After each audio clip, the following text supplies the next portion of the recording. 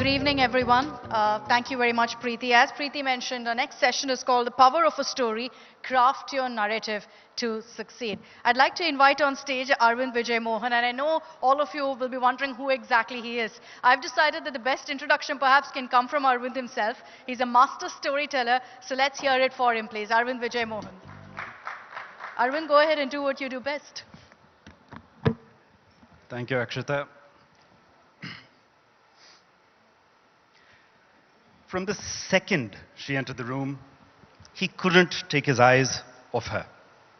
It was a cold evening in 1950. For the first time in days that had felt like months, he felt the minutes melt away. Over the following months, as he got to know her, he felt a sense of calm that he had come to crave. He felt like he was home. Home was thousands of miles away, along the river Narmada, on the periphery of the mighty Satpura reserves, where his father had been a forest ranger. He sat now facing her in a painter studio in faraway Paris, experiencing what one expects in the city of love, to fall hopelessly, helplessly in love. They endured separation fairly quickly after and labored through the ravages of a long-distance relationship for the following few years. He wrote over 80 letters to her during this time, each poetically professing his unbridled, burning passion of his primal need to be near her. It was but a matter of time before the two decided to marry, which, despite several challenges, they did in 1959. For reasons both personal and painful, he decided to stay on in France following their marriage and remain with her in Paris. They were married for 43 years, till 2002 when she passed on. Her name was Renine Mongila. Over their decades together, with her as the wind beneath his wings, he became a celebrated artist, feted in France and around the world. Living away from his motherland, however, wasn't an easy decision, but the things one does for love. Despite living in France for 51 years, he never gave up his Indian nationality. Despite living away from India for 51 years, nearly all that he created spoke about India, showcasing the vitality, the colors, the energy, the magnificence, and the spirituality of our splendid country. Each an intense ode to India. How to paint, I learned from France. But what to paint, I learned from India. These words are those of the Indian modern master, Syed Haider Raza. This is what Arvind Vijay Mohan does best. I'm sure you've seen his videos on Instagram where he brings these stories alive, real stories of men and women. And so far, you'd never really come across their stories, but he makes it interesting and makes it extremely inspirational. What's interesting about Arvind is also that he's a founder of India Art Investor, very well known across the country and worldwide also. But Arvind, let's focus on your storytelling now. On Instagram, right? People's attention span is just a few seconds before we scroll up. Sure. How is it that you managed to ensure that the Gen Z and everyone else is on Instagram gets hooked onto your stories? Where did this start, this art of storytelling? How does it help you also? You know, if I enter a room, Akshita, I'm not going to be the richest. I'm not going to be the best looking. I'm not going to be the most charming necessarily, but I'm definitely going to be the hungriest. Not for the hors d'oeuvres, but for the histories that are collectively residing in that room. There are so many fascinating stories that exist in every room we enter. You know, I promise you, if 6 of us sit together at a table together, we'll have a Bollywood pot boiler ready to go. But we need to be curious. So I think most of what I'm able to share comes by virtue of my curiosity. That is the driving force behind everything that I share. Everyone's got a fascinating story to tell. And when I think about how it's helped me in my profession, it's not rocket science really. You know, it starts with asking a question which revolves around maybe 5 or 6 facets: the who, the what, the where, the why, the when, and the how. If you're able to understand that, like for instance, when you think about Raza Saab, what he managed to do over those 50 years that he was away from India was sing pains for the country that he loved, which he had to forsake for the sake of his love. It's such an incredibly touching yet powerful thought. So it would help anyone in their line of work, irrespective of what they do, whether they're trying to sell art or cheese, or any commodity, as long as they're able to understand these very basic facets of why people should find them relevant and how to tell that story in an arresting manner. How did this start? And how do you find your stories? Because I've seen the ones that you've done on the Hermes Birkin bag, the Gucci story, on JRD Tata. So many of them so relatable, and yet none of us knew about it. How did you come across these stories? Where did this germ of an idea really start from? I've always been a bit of a nerd. It comes from, I think, extreme shyness. I was always with a book. And these books made me ask questions of inanimate as well as animate objects around me. People who one would just dismiss as passerbys, I wanted to know more about. I was always trying to unravel the reasons for why things were made and why people were doing what they did. It comes from a very, very simple word, which is curiosity. The need to know why, something that we celebrate so widely, a particular brand that is celebrated, Louis Vuitton, for instance. Why is Louis Vuitton worth the price that one pays? That's a question that perhaps pushed me in directions of trying to unravel what is so fascinating. It's just, a piece of leather that's been stitched together. Did you find the answer? I do. I'm sure everyone here also wants to know what makes these brands so expensive. Well, every brand has a story, but it comes down to preserving the legacy of being able to protect what the founder had encapsulated as his or her vision, and making sure that it is protected through the centuries following. Tell us about your fascination with brands. Where did that start? And particularly luxury brands, stories of which you tell on your social media as well. Akshita, it's impossible not to be fascinated by brands. Every waking moment of our lives, we are surrounded by brands. Some of us dream of brands even when you're sleeping, so it's inescapable. Are you one of those? I mean, yeah, there are a few that sort of keep me up at night sometimes. But when I sleep, then I'm deep in slumber. So, when you think about the concept of a brand, to me, it's interchangeable with that of a human being. Every human being to me is a brand, and every brand to me is a human being. Let me try and explain that, for your clarity. If I enter a dinner party and there are, 60 people there, I'm going to speak to maybe the 7 or 8 that attract me, that for some reason draw my attention. That's the way it is with brands, right? I mean, when it comes to, let's say, a pair of shoes, there are maybe 300 shoemakers that might sort of cover my spectrum. The ones that draw me in are the ones that maybe visually appeal to me, but I also want to know the story as to why they're so richly made. Why is the color so different from the other one? So those aspects then also play out onto how human beings are. Each of us, we speak of human beings needing to find their purpose. I think human beings need to start off by understanding their brand attributes. Picture, if you will, a shopping cart, with a wobbly wheel being sort of wheeled down an aisle with an aisle that is filled with, let's say, 78 brands of potato chips, right? All shapes, all colors, all flavors, all sizes. Amongst those 78, you're one of those bags. And you want the person who's wheeling this cart to pick you. Now, this person wheeling the cart is perhaps the lady who you're trying to win the heart of. It might be the recruiter who's got that dream job. It might be, someone who's going to decide whether your child will go to that school or not. It's extremely important for you to understand what your brand attributes are. If I were to turn the spotlight on you and ask you, what are your brand attributes, Akshita? You should be able to tell me in a snap. Most of us don't quite...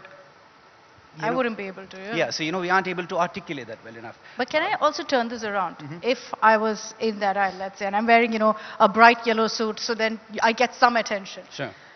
There's also the issue of legacy. You turn that around on brands. I may like something. I may say, this looks great. But that's a brand everyone has. It's a brand that's, got this value. It's a legacy brand.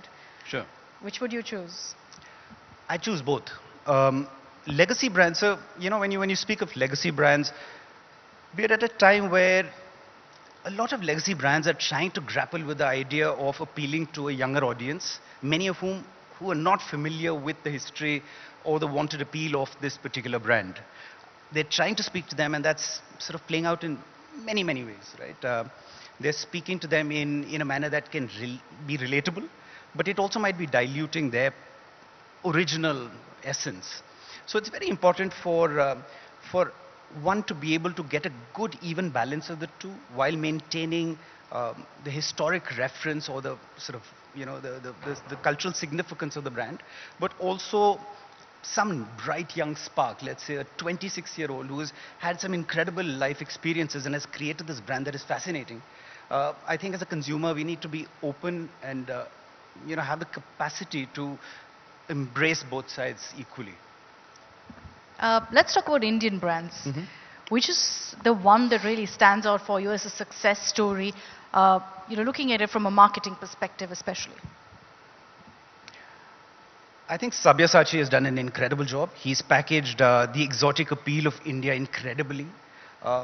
It's high time that we have several brands which have a strong Indian DNA, plant their flag all over the world. It's very important for us to have a global perspective. From that point of view, I think Royal Enfield also has done an incredible job. It's I know, a relatively niche circle of motorcycling, but I think the Lal family has done an incredible job with making sure that you see Royal Enfields no matter where you travel.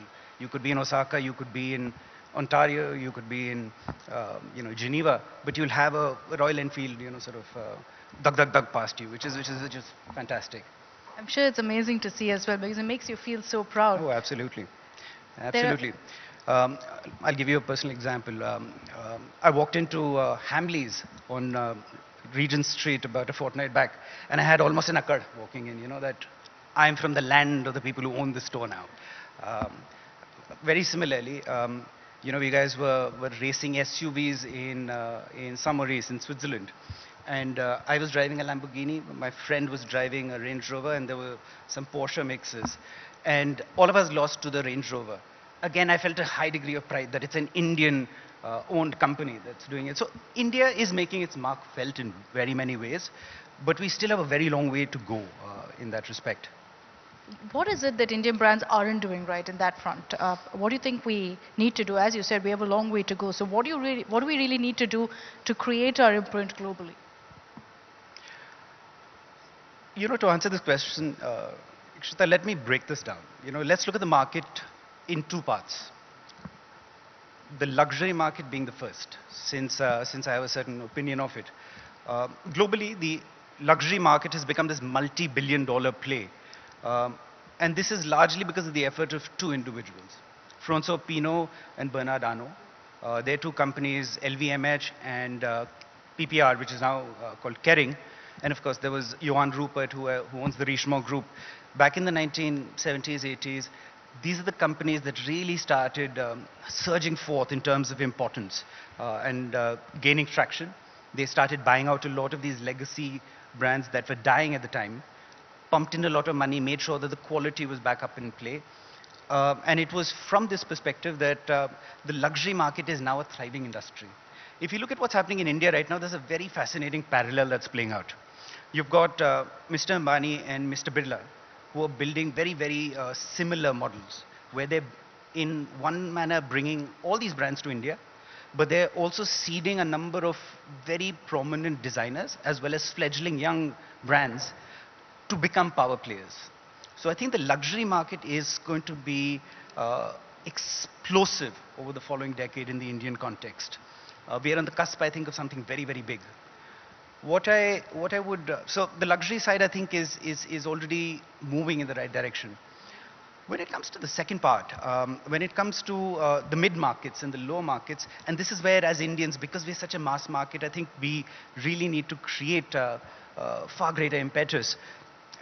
I mean, I rue the fact that we don't have more mainstream brands. If you consider the fact that outside of these 3 or 4 brands that we speak of, the Sabyasachis and the Royal Enfields, there aren't very many other players. It's unfortunate, in this day and age for us not to have that. Think about yoga. Yoga is something that India has owned forever. Why is it that Lululemon was started by a Canadian entrepreneur, and became a billionaire on the back of that? Lululemon, for those who are perhaps not familiar, is an athleisure wear that sort of focuses on, yoga. Why is it that some, hosiery giant from Hoshiarpur did not start that enterprise, right? So these are questions I think brand custodians, people who have the wherewithal to create energetic enterprises, need to think very seriously about. Uh, we've spoken about India going global, global brands coming to India. Uh, it's seen a boom, hasn't it? I mean, I'm not an Absolutely. expert, but if you were to just look at it from my perspective, from a layman's perspective, you look at the roads, you see a lot more luxury cars, you see people around you with a lot more luxury belongings. Is it a sense of brand value that people have kind of inculcated now? Or is it that there's more exposure, more options that's available now in the market here? Akshita, it's a blend of various factors. I think first and foremost, it's comfort with currency. It comes down to understanding that we are a very young nation. 1947 wasn't that far back. The generations that come after any cataclysm of this sort will be predominantly occupied with securing their coffers. And Indians by nature are very conservative. They tend to think about the roti kapda makan model. Let's get all of those acts in order, and everything else follows. We have now reached a point where we have minted several billionaires, several millionaires, and that reflects in this consumerism, in these behaviors that play out by way of luxury cars, that play out by way of luxury condominiums. When you consider the real estate market in India, it's perhaps the richest in the world. For the amount that I'd pay for a penthouse in DLF, I could have a sprawling villa in in Malibu or in any exotic part of the world. So we are spending, and that's now percolating down through social strata. You're seeing a number of families that otherwise would not think twice about spending on maybe a wedding, also saying, what, let's go out and buy that Bentley. Let's go out and buy that Goyard handbag. So it's just following a natural turn. There's nothing Priorities have changed essentially on complete. how you spend your money. I've not changed at all. I still do exactly what I've always done. Um, I'm not the most logical person, in this battle of heart versus mind. In my case, the heart has always led the way. And from the minute that I had any money in my account, I started traveling. And that exposure, I think, really fed to my understanding of how the world operates. So no, I'm the wrong person to ask that question. If you look at what's really happening with these legacy brands, with these luxury brands, there's, of course, a very clear consumer base that they have, and a very loyal one at that. There are some who are always shifting away, citing that they feel taken for granted in a sense. Do you think that's a real feeling? Well, to understand the essence of a brand, Akshita, let me sort of answer this in a slightly different way. I sit before you not merely as myself. I am the bearer of the legacies of my foremothers and forefathers. I perhaps have a trace of the elegance of my maternal great-great-grandmother.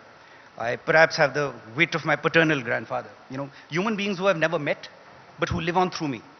Um, I certainly hope that my great-grandchildren carry forward my dashing good looks and my immense modesty. Um, but the point I'm making here is every brand has a DNA, which comes by virtue of the founder having a very clear vision, which over the decades and perhaps centuries can get diluted completely.